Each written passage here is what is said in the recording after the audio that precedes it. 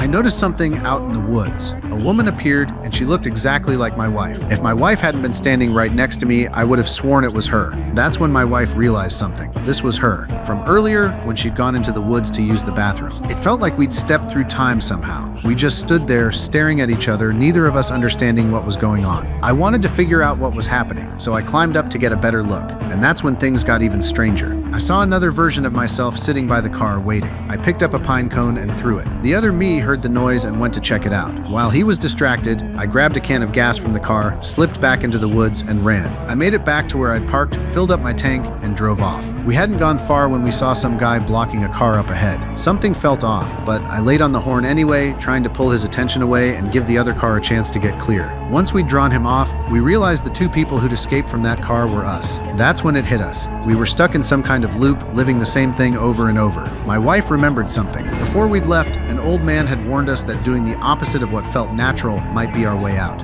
It clicked for me right away. I threw the car into reverse and floored it, hoping that driving backward could break us out of the loop. Not long after, my wife spotted a road sign up ahead. She thought we were finally about to get out of there. We grabbed each other, relieved. That's when my wife went looking for something to defend ourselves with. In the back seat, she found a couple of blue tarps and a knife. It brought back that stranger we'd seen and the weapon he'd been carrying. Something seemed to click for her. She looked at me, and there was something off in her eyes. She looked scared. She grabbed the knife, pointed it at me, and told me to get out of the car right now. I froze. I had no idea why she was acting like this, but she was clearly shaken up, so I got out without a fight. I was about to ask her what was going on when that same stranger showed up again right in front of me. I panicked. All I could do was run. I bolted into the woods and hid behind a big tree, and that's how I managed to lose him. Meanwhile, back at the car, my wife saw another version of herself show up, covered in blood, screaming for help. She was terrified and jumped out of the car, unable to tell what was real anymore. While she stood there in shock, the stranger appeared out of nowhere and stabbed her in the stomach.